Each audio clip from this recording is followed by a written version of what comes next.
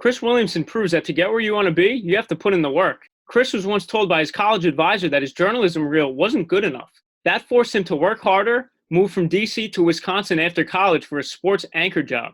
After a couple years there, he got a job offer from SNY as a reporter and an on-TV host.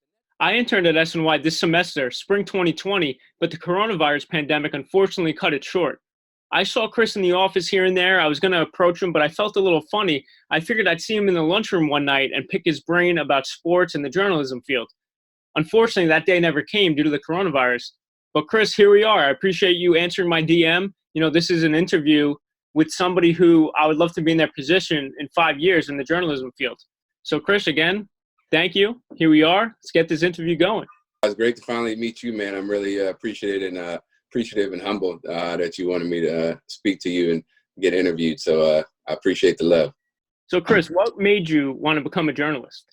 I would say, so my sophomore year of high school, right, I've been working my butt off for basketball. And it's tryouts for the JV team my sophomore year. And I didn't make the cut. So at that point, I told myself, you know what, Chris, you probably should focus on something else besides basketball because that isn't your future. You put all this money, you use all your parents' money, you put all this time and it's not work. So I said, if I can't play the game, I might as well stay connected by talking about the game. So once that happened, once I got cut from the JV team my sophomore year, I really then began to think about my future in broadcasting and how I could stay connected to, the sports that I love. So every journalist has a story. Take me through that moment, through college, some jobs you've had, and today at SNY in New York. I started out working as an intern for this high school sports publication. That was like some of my first work, DC Sports Fan, and I did like game recaps and feature articles. And then I went to Syracuse, where I worked at Citrus TV, the student TV station, and then I had the classes as well, where I was able to develop my skills and really build a foundation. I covered the basketball team, lacrosse, the football, when I wasn't playing anymore. And then I also did WAR, but I only did that for like a few years and I didn't get to do play-by-play because it wasn't as much of a priority as I guess my romantic life. I'll just say that. And then after college, right? So I didn't have a TV job for like 8 months after I graduated because I had started the applying process way too late, and I was way behind the rest of my peers. So I started out working for this high school sports entertainment network. They wanted to be like the ESPN of high school sports, and I was their national football scouter for high school sports or high school football across the DMV area and beyond. And that really helped me get some more on-camera experience and build up my reel because my reel wasn't anything special at that point. And then I got the job in Wisconsin, Wausau, Wisconsin, which I had no idea where Wausau, Wisconsin was before that. And I was the weekend sports anchor reporter there for 2 years. And I got promoted to be weekday anchor for our Fox affiliate because we were a CBS affiliate. And then we bought the Fox station. And so I was able to have my own show at 9 p.m. Central Time. So that was pretty cool. I got to cover the Badgers Final Four run my first year. Literally, like, they flew me out to LA like 4 weeks on the job by myself with no training to cover the Sweet 16 because my boss had to do a company vacation in Hawaii. Like, he couldn't get out of it. So they sent me there by myself, the live view, the TVU and everything, laptop.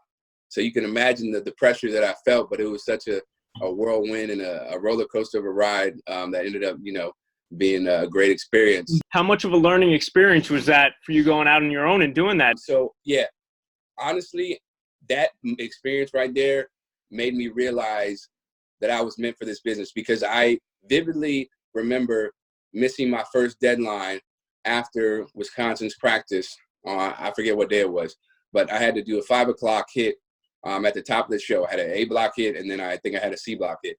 And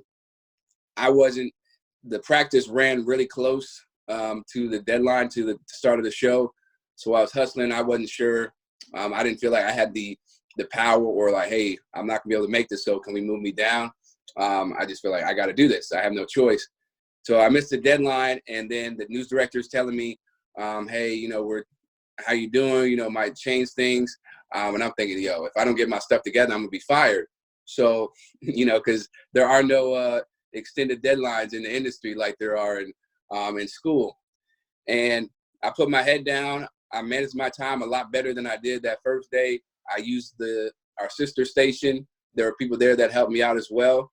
And from there, I was like, yeah, I can do anything. It just made me feel so much more confident that I could work under pressure after going through, that difficult experience, missing deadline.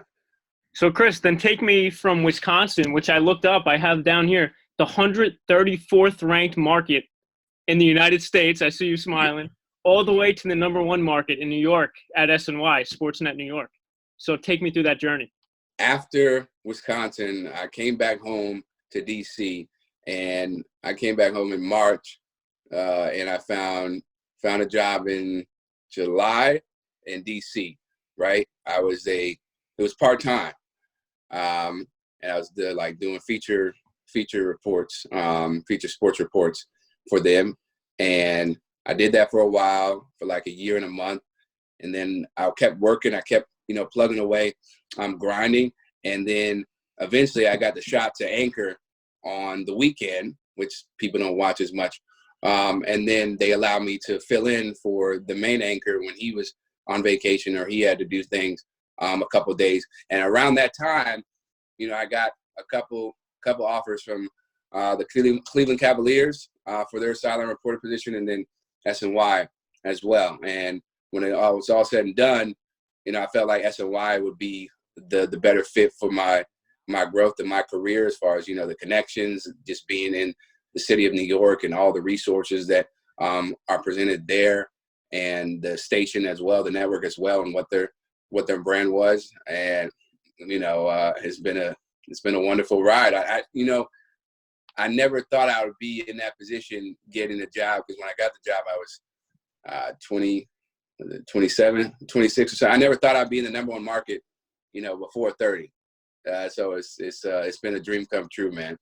What's your advice for other young journalists coming out of college who may be struggling to find a job and who may have to go out of state? Would you suggest something like that to them? If you're really passionate about that, if you are committed to your craft, so much that you will move, across the country to start your career, even though it's not in a place where there are a lot of people who look like you, or a lot of people that yeah, I would definitely say you should do it. Because here's the thing, like, you have so much room to make mistakes, at these smaller markets. So that is where you grow and you figure out what works and what doesn't work. And that will allow you to be so much more confident when you move to a higher market, let's say from Wausau to Milwaukee or something, or Wausau to Green Bay.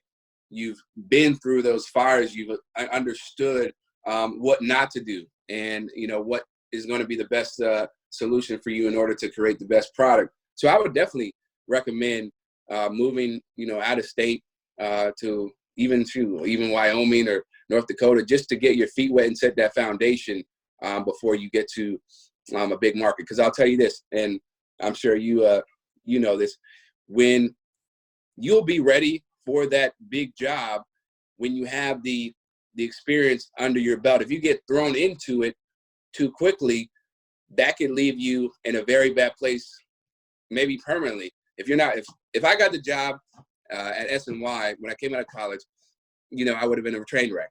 And who knows how my career would have been after that failure. So I think it's really important to take the smaller, low-key job first, and then work your way up to a bigger market. Now, it's not for everybody, but for the majority of people, unless you're like you're a prodigy or somebody like Noah Eagle, you have to start from the bottom. And what was a moment in your career, like an I made it moment? What was that moment for you? That's a good question. I've never been asked that question. The I made it moment, I would say, probably when I got the job at SNY, or no, the fact that I had two offers from an NBA team and SNY, because up until that point, I had been, my agent had been, looking for jobs for me for quite some time, and nothing was able to stick. We didn't get anything.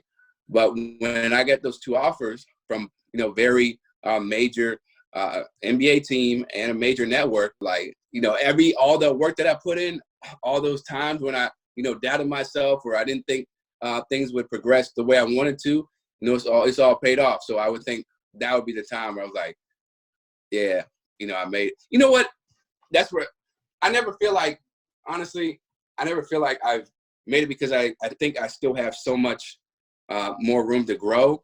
So I never really think about that. But that moment right there with the Cavaliers and SNY, it was like, okay, I belong, because there's always that, kind of self-doubt that people have in their minds when things aren't going well, or they're not getting the positions that they want.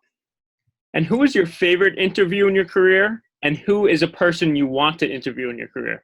Favorite person that I interviewed so far, probably, I would say Lennox Lewis, just because of his status in the boxing world and his stories about meeting Muhammad Ali, and how Ali told him, he was the greatest ever. Like, when I remember interviewing him and he told me that story, it just gave me chills. Because to do that at such a young age, to interview somebody like that, is really humbling. Aaron Rodgers is great, but I never interviewed him, one-on-one, with Wisconsin. And somebody that I would love to interview, man, there's so many. I would say Michael Jordan. I've always, Michael Jordan is an easy one because I grew up and I'm a big MJ fan. And Chris, lastly, go through what shows you could be found on SNY, some stuff you do on a daily basis, and also where we could find you on social media. Yep. So I'm on Geico Sports Night, which is the 11 p.m. show for SNY. It's like a Sports Center style show, roundtable discussions and highlights. And then also The Thread, which is more of a hipper, younger type show with a lot of social media influence in it, and short discussions, very fast paced. You can find me on social media at C Williamson 44 on Twitter, and then C Williamson TV9 on Instagram.